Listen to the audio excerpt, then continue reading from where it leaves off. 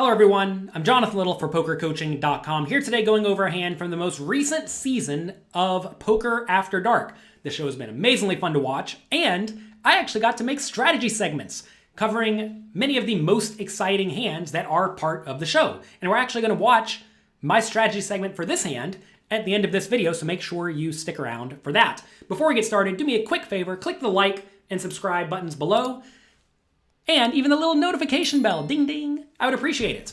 Here we are taking a look at a hand from the Cry Me a River episode featuring one of my good friends, Justin Young, playing 100-200 with a 400 straddle, playing very deep stacked, $50,000.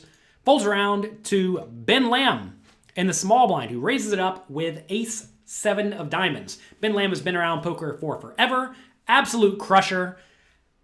I always kind of thought of him as mostly a cash game player recently. I know he played a lot of tournaments in the past, but he actually has $13 million in live tournament earnings. He also took third place in the World Series of Poker main event for $4 million back in 2011, but now he just wins all the money. Why not? He raises it up with a7 suited, and then Justin Young in the big blind has to figure out what to do. Justin Young is a very, very strong player as well. He has cashed in a poker tournament every year since 2004 live. Also, he has about $5 million in live tournament earnings, and he is a regular on Poker After Dark. I actually got to play an episode of Poker After Dark with him on this season, which was a lot of fun. Cry Me a River, am I right? All right, in this hand, Ben Lamb raises. Justin Young has to figure out what to do with the 8-4 suited, and I think it's a pretty easy spot to call. You may say, why call 8-4 suited? It's not a very strong hand. And no, it's not. But in position, closing the action, facing Ben Lamb, whose range is probably wide enough, I definitely like calling. Flop comes Jack, 9, 2 diamonds. Both players have a flush draw. This could be trouble for Justin Young, Robert 07. Ben Lamb elects to throw out a continuation bet, and Justin Young has no other option than to call in this spot. When you have a flush draw, you do not want to raise, because when you're in position with a draw, if you raise and get re-raised playing deep stacked, it is miserably bad. You should actually not raise much at all in this scenario because you don't want to get re-raised off your hand. Also, you don't really have all that many premium hands because you'd probably 3-bet pocket jacks and pocket nines a lot of the time before the flop, whereas Ben Lamb would always raise with pocket jacks and pocket nines pre-flop, as well as aces, kings, and queens, and ace-jack, whereas you may 3-bet a lot of those. So this is a spot where Ben Lamb has a lot of very strong hands, and therefore Justin Young should not do much raising in this scenario. If you are going to raise, you want to be raising with your absolute best hands, and then also some premium draws that can call if you get re-raised. Like let's say Justin Young makes it 6,000, and then Ben Lamb makes it 15,000. You want to raise with draws that are happy enough sticking around. That's going to be stuff like Queen 10 of diamonds or King 10 of diamonds, stuff like that for a gut shot and a flush draw. And then you also want to be raising with really junky draws, if you even want to raise much at all to begin with, like 10-7 for a gut shot. I think that would actually be pretty reasonable here. But these flush draws, like flush draws with not a whole lot of additional equity, really just want to call and see the turn. If you have any question about how to play draws, by the way, I have a quiz that I want you to take. Head over to pokercoaching.com/draws quiz to check that out. All right, Justin Young does call. And turn is the 5 of diamonds. Ooh-wee! Both players have a flush, and Justin Young is drawing stone dead. What I want you to do is I want you to pause the video and tell me what you would do in Ben Lamb's shoes. He's first with the nut flush, out of position. In the scenario, should he check? Should he bet small, like 2,000? Should he bet medium, like 4,000? Or should he bet big, like 6,000, or perhaps even larger? Pause the video and write what you would do below.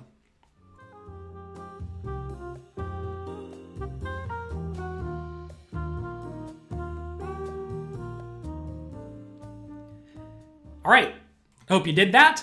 Going through this process is going to go a long way to helping you improve your skills.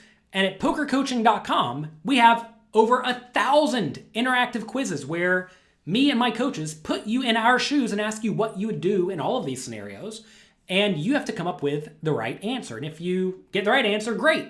And if you don't, we'll explain why your answer was not the ideal option so that you can continuously improve your skills.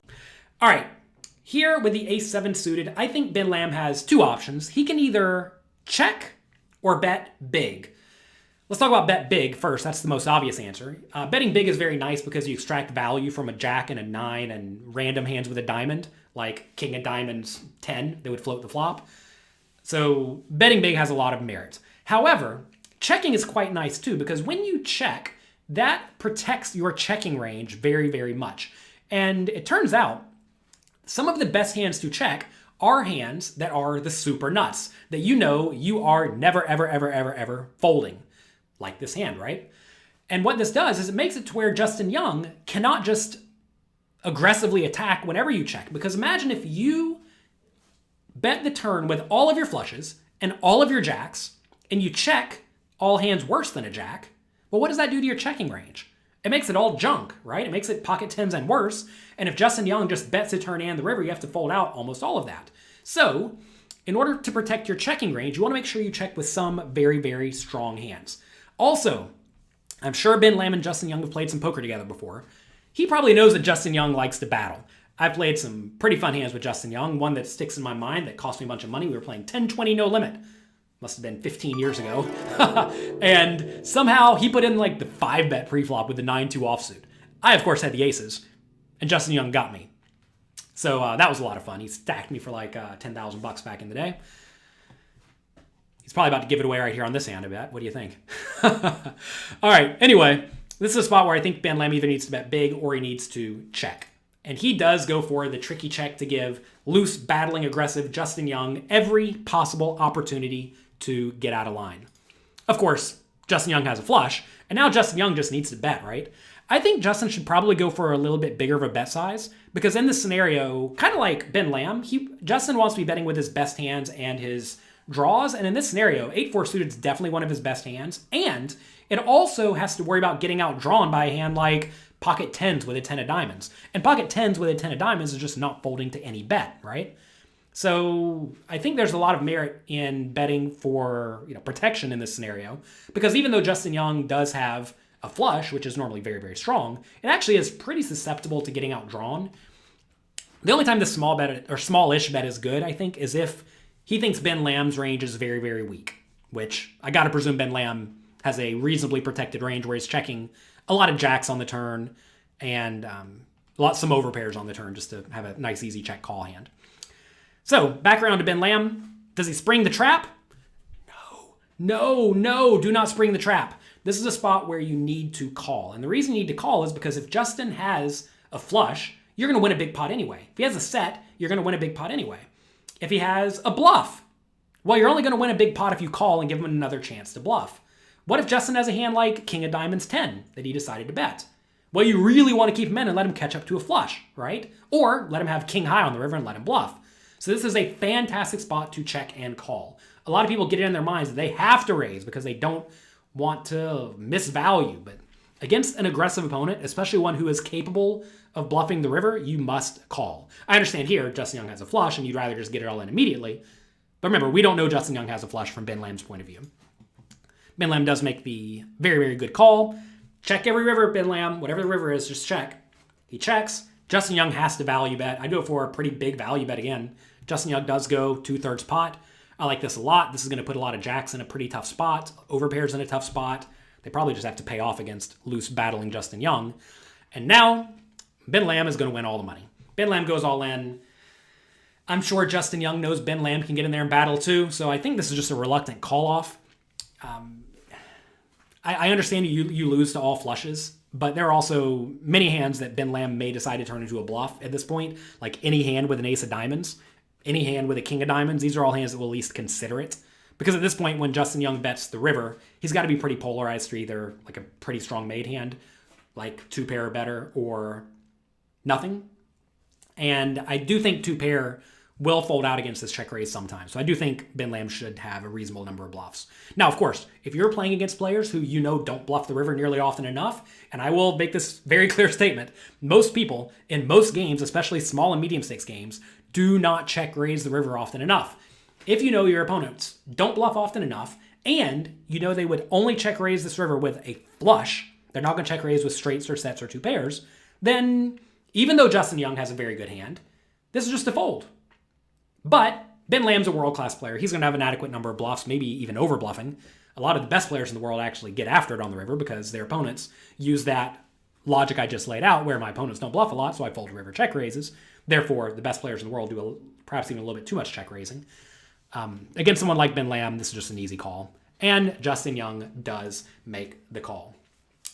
So that's going to be it for this hand. Before we leave, though, I have a short clip that I recorded for Poker After Dark. Make sure you check that out at PokerGo. Mr. Editor, let's run the clip. Let's go. Before the break, we saw Ben Lamb stack Justin Young, and for more on that, let's go down to Jonathan Little. Hi everyone, I'm Jonathan Little of PokerCoaching.com, and let's analyze this interesting spot.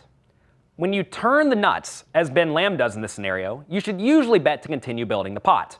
However, from time to time, you should also check in order to substantially strengthen your checking range, while also giving your opponent the chance to bluff or overvalue a worse made hand.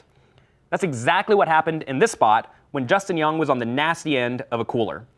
Especially when you have many marginal hands in your range that do not want to bet the turn, such as Queen Jack or Ace 9 in this spot, strongly consider checking with some nut hands in order to disincentivize your opponent from putting you in a tough spot by betting the turn and the river. How would you like to play with me on Poker After Dark? Well, now is your chance. I'm giving away one $5,000 buy-in seat to play with me next season. Head over to pokercoaching.com/pokerafterdark to enter the giveaway.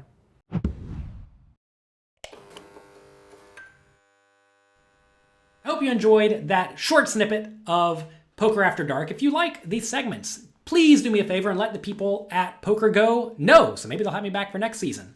That's going to be it for today.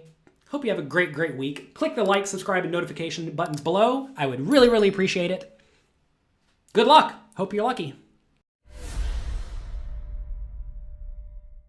How do you like free stuff? Yeah? Well, good, because I have a free membership to my site, pokercoaching.com, for you. Click. Get out of the way, hat. Click right up there to get it. And while you're at it, go ahead and click the subscribe button, and I'll see you in the next video.